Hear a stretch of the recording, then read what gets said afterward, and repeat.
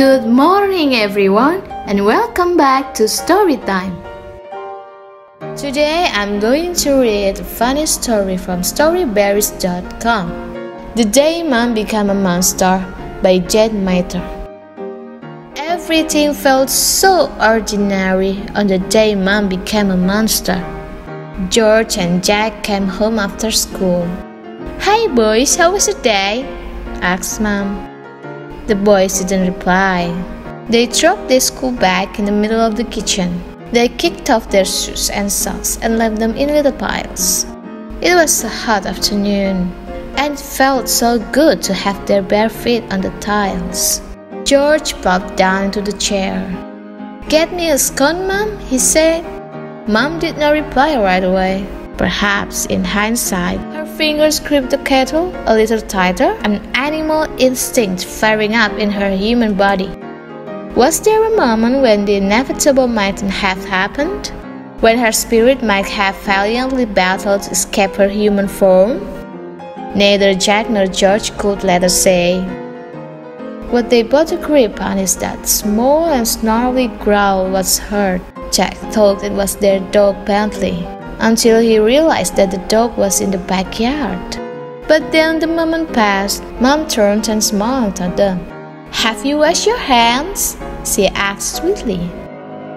"Sorry, Mom," said the boys. "We forgot." And who could blame them? There were a billion more important things to think about, like football cards and cricket games, and they went to wash their hands in the kitchen sink. They splashed water everywhere. That was no problem. Mom was already standing beside them with a towel in her hand, ready to dry down the mess. It was uncanny how she was always able to tell when Jack and George would accidentally splash something or drop something. "But Jack," whispered George. "What was it?" Jack followed his brother's eyes.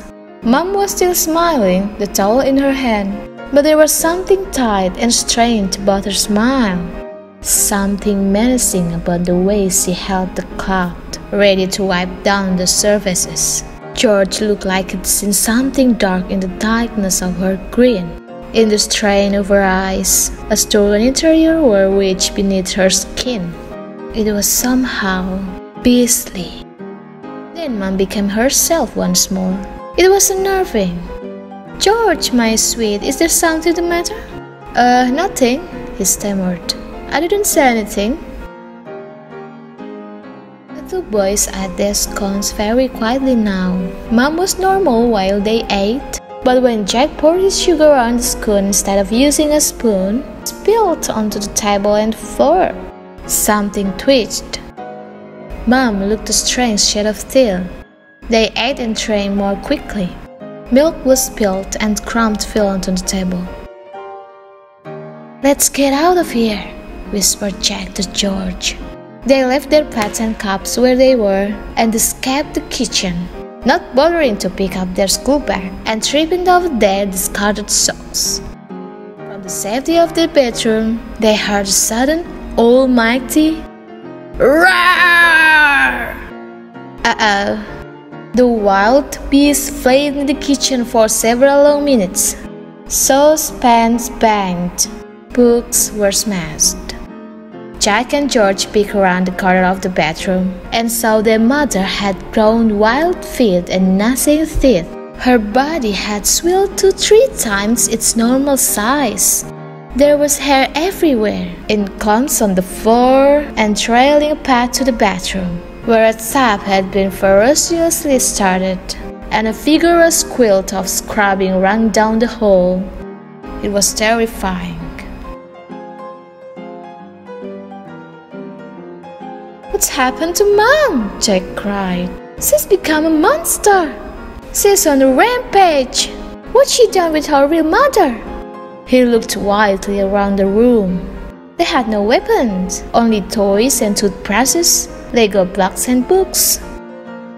George took an encyclopedia and a pencil. Jack equipped himself with a pillow. Together they opened the door a crack and carefully, ever so carefully, peeked their heads around the corner. "Smack crack into that," He was walking down the hall. He took one look at his boys and sensed the fear in their eyes. He stopped, amused. "What on earth are you doing?" "Mom's a monster," George told him. "Oh well, do you think pillows and pencils are going to help?" Dad told them what they needed to fight the monster. Mom was still engaged in the laundry room. When they picked up their dirty socks and put them in the laundry, her size decreased. When George went and got a cloth and wiped up their mess, her teeth stopped gnashing. When they gave her a hug and said hello, she was completely back to normal. It was a fascinating magic. Jack and George never forgot how to tame the monster after that, and they needed to remember it. Because one day, when they came out of the pool, oh no! Dad had turned into a monster. The end. Thank you for watching this video. Goodbye and see you again.